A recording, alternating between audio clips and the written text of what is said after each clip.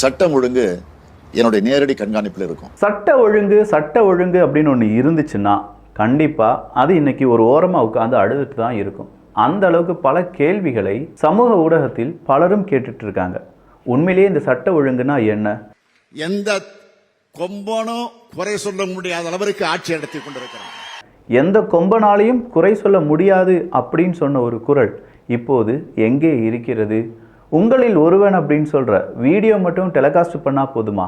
உண்மையிலேயே உங்களில் ஒருவன் அப்படின்னு சொல்ற அந்த குறியீடு எதை குறிக்கிறது? ஏகப்பட்ட கேள்விகளுடன் தமிழக அரசியல்ல பெரும் பரபரப்பு அப்படிங்கிறதெல்லாம் உருவாகிட்டு இருக்கு. அது என்ன அப்படிங்கிறத இந்த ஒரு பதிவில் பார்க்க போகிறோம். இது ஆழமான அரசியல் சதுரங்கம்.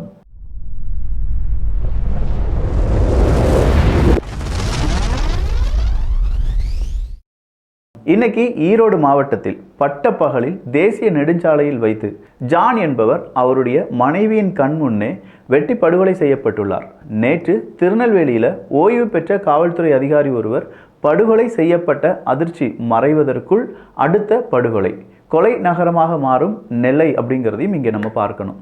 இங்கே நெல்லை அப்படின்னு சொல்லி எடுத்து பார்க்கும்போது கடந்த 5 வருடங்களை நம்ம எடுத்து பார்த்தோம்னா திருநெல்வேலி புறநகரில் 211 பேர் கொலை, திருநெல்வேலி மாநகரில் 74 கொலைகள் பதிவு செய்யப்பட்டிருக்கிறது. கொலை சம்பவங்கள் தொடர்பாக 60 இளம் சிறார்களும் 1045 பேரும் கைது செய்யப்பட்டிருக்கிறார்கள். 392 பேர் குண்டர் தடுப்புச் சட்டத்தின் கீழ் சிறையில் அடைப்பு. திருநெல்வேலி மாநகர பகுதியில் பெருமாள்புரம், பாளையங்கோட்டை, மேலப்பாளையம், தச்சநல்லூர், பேட்டை பகுதிகளில் சாதி ரீதியான கொலைகள் பதிவு செய்யப்பட்டிருப்பதாக தகவல்கள் வெளியாகி இருக்கின்றன. இதெல்லாம் விட ஜஹபர் அலி, ஜாகிர் ஹுசைன் அப்படின்னு சொல்லக்கூடிய அந்த இருவர் கொல்லப்பட்டது அவங்களுக்கான போராட்டம் அப்படிங்கிறதுக்கான எக்ஸ்ட்ரீம் போராடி பார்த்த பிறகும் காவல்துறை அதிகாரிகள் அவங்களுடைய வாழ்க்கையில் மிகப்பெரிய அளவில் அவங்க வாழ்க்கையை சிதைப்பதற்காகவே நடந்து கொண்டார்கள் அப்படிங்கிற தகவல் தான். இன்னைக்கு ஜஹீர் ஹுசைன் அவர்களுடைய மகன், அதே மாதிரி இந்த ஜாகிர் ஹுசைன் அவர்களுடைய நலம் விரும்பிகள்லாம் இருப்பாங்கல்ல, அவங்க கேட்குற கேள்விக்கு யார்ட்டையாவது பதில் இருக்கா? எங்கள் குற்றவாளி சரணடைந்து விட்டான். எந்த குற்றவாளி? ஜாகிர் ஹுசைனை கொலை செய்த குற்றவாளி சரணடைந்து விட்டான் அப்படின்னு சொல்லி காவல்துறை அதிகாரிகள் சொல்கிறாங்க. ஆனால் அவனுடைய புகைப்படத்தை வெளியில் விடவே இல்லை. எந்த உலகத்துலையா சார் இருக்கும்? நான் தான் குற்றம் செய்தேன், நான் தான் கொலை செய்தேன் அப்படின்னு சொல்லி ஒருத்தன் போகிறான்.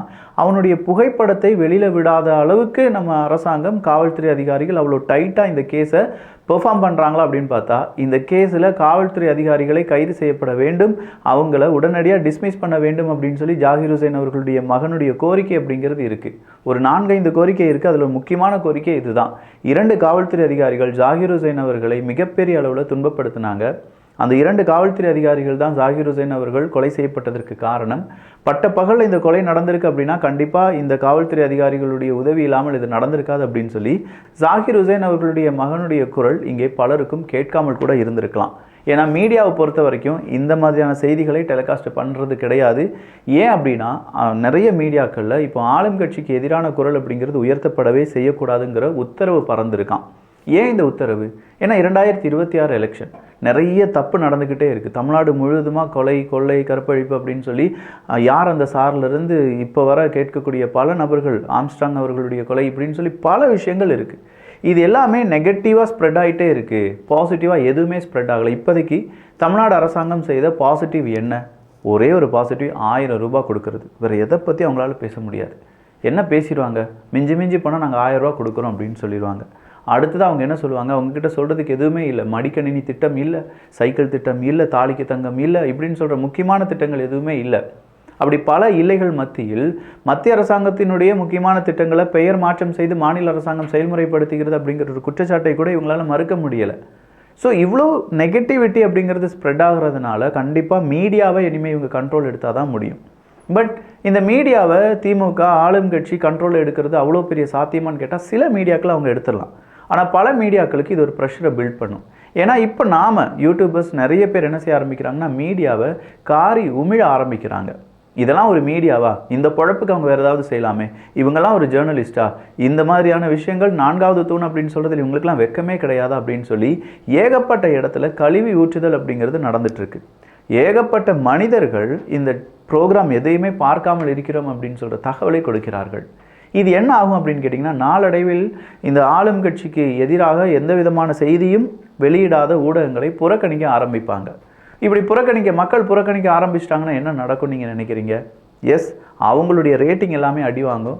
அவங்களுக்கு தேவையான வருமானம் அப்படிங்கிறதெல்லாம் கம்மியாயிட்டே இருக்கும். அதான் ஆளும் கட்சி கொடுக்குறாங்களேப்பா வருமானம், அவங்க ஏதாவது கொடுத்துக்கிடுவாங்க மீடியாவை கண்ட்ரோல் பண்ணுறதுக்கு அப்படின்னு கேட்டால் எவ்வளவு நாட்களுக்கு கொடுப்பாங்க?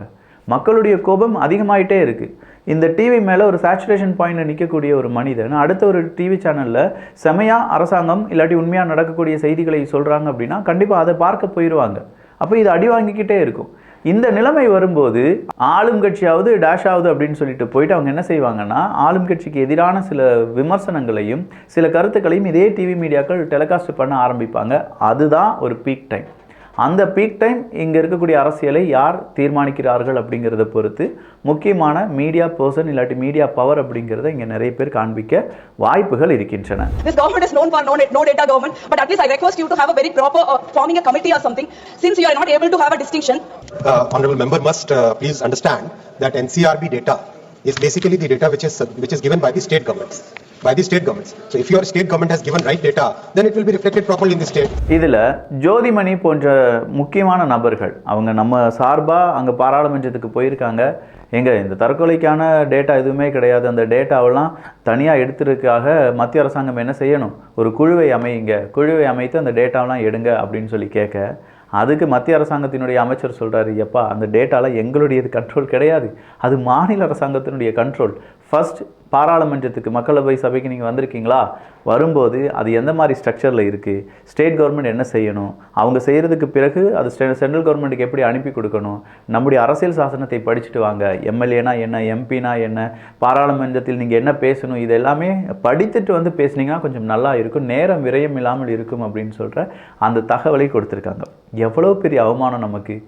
இப்படி இல்லாமல் நம்ம எம்பி அங்கே அனுப்பியிருக்கோம் அப்படிங்கிறது ஒரு பெரும் கேள்வியாக இருக்குது பார்த்தீங்களா? அடுத்ததா அண்டா செந்தில் அவர்கள், சீப்பு செந்தில்னு சொல்லுவாங்க, பட் அவரே சொல்லியிருக்காரு நான் அண்டா செந்தில் தான் திமுகவினுடைய மிகப்பெரிய அண்டா அப்படின்னு சொல்லியிருக்காரு. சொம்புலாம் இனி அழைக்காதீர்கள் அப்படின்னு சொல்லி வாண்டடாக சொன்னதே அவர் தான். அவர் ஒரு செமையான ஜோக் சொன்னார். என்னென்னா, விஜய் அவர்களை எனக்கு ரொம்ப பிடிக்கும் அப்படின்னு சொன்னார் ஒருத்தர்.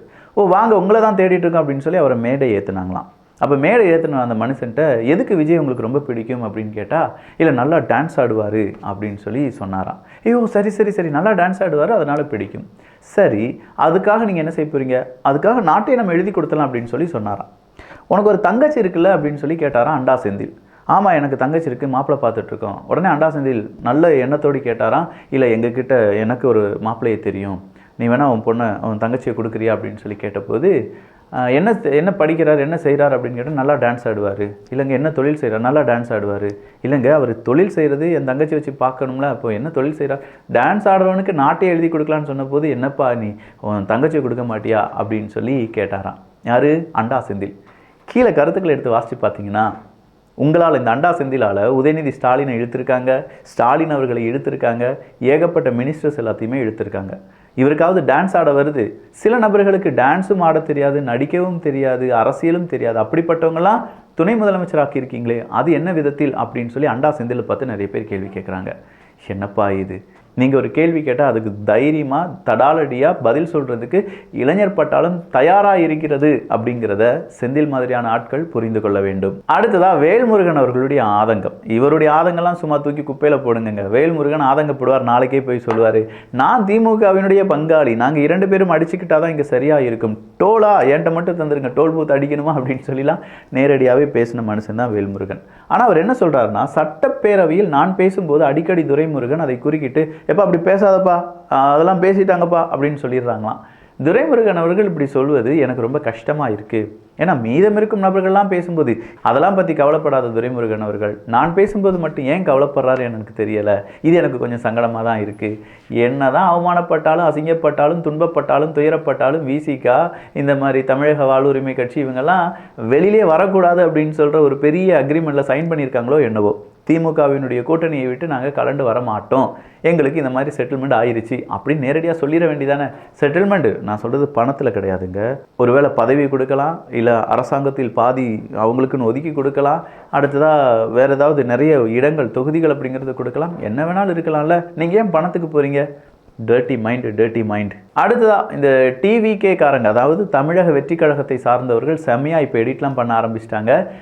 திமுகவினுடைய ஐடி விங், ஏடிஎம்கேவினுடைய ஐடி விங்லாம் கொஞ்சம் ஓரமாக போங்கப்பா, தாவேகாவினுடைய ஐடி விங் வலம் வந்து கொண்டு இருக்கிறது அப்படிங்கிற லெவலுக்கு அவங்களுடைய எடிட்டிங்ல எல்லாமே ரொம்ப பக்காவாக இருக்குது. அதுலேயும் குறிப்பாக எந்த கொம்பனாலும் குறை சொல்ல முடியாத ஆட்சி, சென்னையில் திமுக தொழில் முனைவோர் சங்கத்தினுடைய சங்க முக்கிய புள்ளி படுகொலை அப்படின்னு சொல்கிற ஒரு செய்தியும் போட்டு மிகப்பெரிய அளவில் வீடியோவை வெளியில் விட்டுருக்காங்க. அடுத்ததாக வருண்குமார் அவர்கள் வழக்கு விசாரணை, சாட்டை துரைமுருகன் அவர்கள் வருண்குமார் அவர்கள் மீது ஒரு வழக்கை போடுகிறார். ஏன்னா சாட்டை துரைமுருகன் அவர்கள் கைது செய்யப்படுகிறார். அந்த நேரத்தில் அவருடைய மொபைல் ஃபோனை எடுத்து வாங்கி வச்சுக்கிறாங்க. அந்த மொபைல் ஃபோனில் இருக்கக்கூடிய ஆடியோ எல்லாத்தையுமே கொஞ்சம் கொஞ்சமாக திருச்சி சூர்யா அவர்கள் ரிலீஸ் பண்ணிட்டு இருக்கார். அப்போ இவருக்கு எப்படி இந்த டேட்டா கிடைச்சு அப்படின்னு சொல்லி பார்த்தா, சாட்டை துரைமுருகன் அவர் சொல்கிறார் வருண்குமார் வழியாக தான் போயிருக்கும் அப்படின்னு சொல்லி.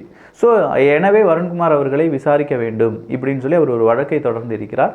அந்த வழக்கு விசாரணைக்கு எடுத்துக்கொள்ளப்பட்டது. வருண்குமார் அவர்கள் மீதான விசாரணை தொடங்கப்படும் அப்படிங்கிற தகவலும் வெளியாகி இருக்கிறது. இன்று மார்ச் 19வது தினம் மட்டும் தமிழ்நாட்டில் நடந்த சம்பவங்கள் அப்படின்னு சொல்கிறத தமிழக வெற்றி கழகத்தினுடைய தோழர்கள் என்ன செஞ்சிருக்காங்க, பதிவு செஞ்சிருக்காங்க. பார்க்காத நண்பர்கள் பார்த்து விடுங்கள். ஈரோடு மாவட்டம் பவானி அருகே சேலம் ரவுடி ஜான் வெட்டி படுகொலை செய்யப்பட்டிருக்கிறார். கோவை மதுக்கரை பகுதியில் உள்ள நாச்சிபாளையத்தில் எரிந்த நிலையில் பெண்ணின் உடல் கண்டெடுக்கப்பட்டிருக்கிறது. கடந்த 16ஆம் தேதி தாம்பரத்தில் உள்ள மகன் வீட்டிற்கு சென்ற குமார் கடத்தி கொலை செய்யப்பட்டிருப்பதாக முக்கிய செய்தி வெளியாகியிருக்கிறது. மதுரை விமான நிலையம் செல்லக்கூடிய தேசிய நெடுஞ்சாலை ஈச்சநேரி பகுதியில் பாதி உடல் எரிநிலையில் நேற்று சடலம் மீட்கப்பட்டது. சேலத்திலிருந்து திருப்பூர் நோக்கி காரில் சென்ற ஈரோடு தம்பதியை வழிமறித்து ஒரு கும்பல் தாக்குதல் நடத்தியிருக்கிறது. இதில் தம்பதிக்கு அரிவாள் வெட்டு என்ற அண்மை செய்தியை பார்க்கிறோம். தேசிய அன்றும் இன்றும் அப்படின்னு சொல்ற ஒரு விஷயம் இருக்கு தெரியுமா? அன்று அரசாங்க ஊழியர்கள் வேலை செய்தால் அதற்கு திமுக ஆதரவு அளிக்கும். அரசாங்க ஊழியர்கள் கண்டிப்பாக அவங்களுடைய வேலை நிறுத்தத்தில் ஈடுபட வேண்டும், அவங்க போராட வேண்டும் அப்படிலாம் சொன்னது யாருன்னு கேட்டால் இதே திமுக தான். இன்னைக்கு இந்த திமுக என்ன சொல்லியிருக்காங்கன்னா, அரசு ஊழியர்கள் போராடினால் ஊதியம் கிடையாது. அன்றும் இன்றும் அரசு ஊழியர்களுக்கு ஊதியம் இல்லையா, நீங்கள் போராட்டம்னா நடத்தவே கூடாதான், அதற்கு தகுதியானவர்கள் நீங்கள் இல்லையாம்ப்பா. இதை சொன்னதே நம்முடைய ஆளுங்கட்சி தான் அப்படிங்கிறத நீங்களே புரிஞ்சுக்கோங்க. ஒரு ஆணவத்தினுடைய அறிக்கையாகத்தான் அதை பார்த்தேன். ஏற்கனவே திராவிட முன்னேற்ற கழகம் தன்னுடைய தேர்தல் அறிக்கையிலேயே மிக தெளிவாக சொல்லியிருக்கிறது, நாங்கள் ஆட்சிக்கு வந்தால் புதிய ஓய்வு திட்டத்தை நாங்கள் ரத்து செய்வோம், பழைய ஓய்வு திட்டத்தை தான் அமல்படுத்துவோம் என்று தெளிவாக அறிக்கை தெரிந்திருக்கிறோம். அதைத்தான் இப்பொழுதும் சொல்லுகிறேன். என் வார்டிலேயே ஒரு வேலையும் நடப்பதில்லை, மக்களுக்கு இவர்கள் என்ன நல்லது செய்து விடுவார்கள், அனைத்திலும் கமிஷன் அடிக்கிறார்கள். திமுக சேர்மன் அடுக்கடுக்காக புகார் தெரிவித்த திமுக கவுன்சிலர். சங்கரன்கோவில் நகர்மன்ற கூட்டத்தில் பரபரப்பு. உள்ளடியில் கமிஷன் மட்டுமே அடிக்கிறீங்க, மக்களுக்கு எதுவுமே கொடுக்க மாட்டேங்கிங்களே அப்படின்னு சொல்லி ஒரு அக்கா கேட்குறாங்க. பதில் இருக்கா? பதில் இருக்கா?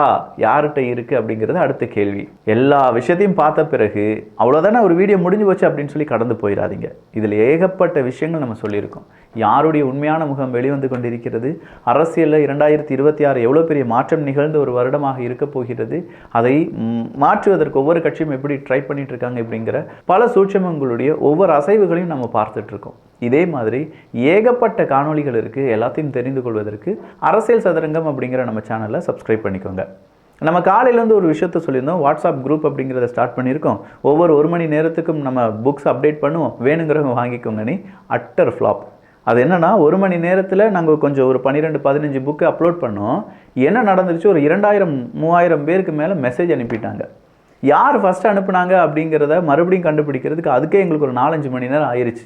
ஸோ கடைசியாக யார் ஃபஸ்ட் அனுப்புனாங்க அப்படின்னு சொல்லி அந்த 12-20 புக்கை நம்ம அவங்கக்கிட்ட கரை சேர்த்துட்டோம் அப்படின்னு வச்சுட்டாலும் மீதம் இருக்கும் எல்லாருமே ஏமாந்துருப்பாங்க. ரொம்ப சாரி, மன்னிச்சுக்கோங்க. இப்படி ஒரு தவறை நான் செஞ்சுருக்கக்கூடாது. இல்லை நம்ம இந்த புக் இவங்களுக்கு தான் தேவைப்படும் அப்படின்னு சொல்லி ரொம்ப ஈஸியாக நினச்சிட்டேன். பட் லேக்ஸ் கணக்கான புக்ஸ் இருக்குது. அதனால் என்ன செய்ய போகிறோம் அப்படின்னா, நம்முடைய வெப்சைட்லேயே நம்ம அப்லோட் பண்ணிவிட்டு அதை நம்முடைய வாட்ஸ்அப் குரூப்பில் நம்ம போட போகிறோம். ஸோ வாட்ஸ்அப் குரூப்பில் இணையாத தோழர்கள் தோழிகள் தயவு செஞ்சு இணைஞ்சிக்கோங்க. அது வந்து ஜஸ்ட் ஒரு அனௌன்ஸ்மெண்ட் தான், யாருடைய நம்பரும் யாருக்கும் தெரியாது. அந்த அனௌன்ஸ்மெண்ட்டுக்குள்ளே நீங்கள் இருக்கிறதுனால யாரும் உங்களை என்ன செய்ய முடியாது, தப்பான முறையில் மெசேஜ்லாம் அனுப்ப முடியாது. அதை நினச்சி நீங்கள் பயப்பட வேண்டாம்.